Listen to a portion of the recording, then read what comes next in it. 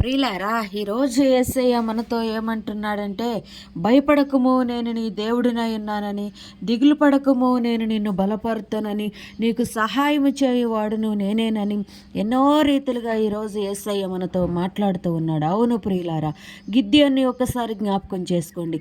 పిరికివాడు గిద్యోను, ఎన్నిక లేనివాడు గిద్యోను, ఆ ధైర్యం లేనివాడు గిద్యోను. అయినా సరే గిద్యోను పరక్రమ కలిగిన బలాఢ్యుడా, బయటికి రమ్మని గిద్యోన్ని పిలిచినట్లుగా మనము కూడా చీకటిలో ఉన్న మన జీవితాలని, అంధకారంలో ఉన్న మన జీవితాల్లో నుంచి బయటికి రమ్మని యేసయ్య మనల్ని పిలుస్తూ ఉన్నాడు. ప్రియులారా, అంధకారాన్ని వదిలేసి బయటికి రా.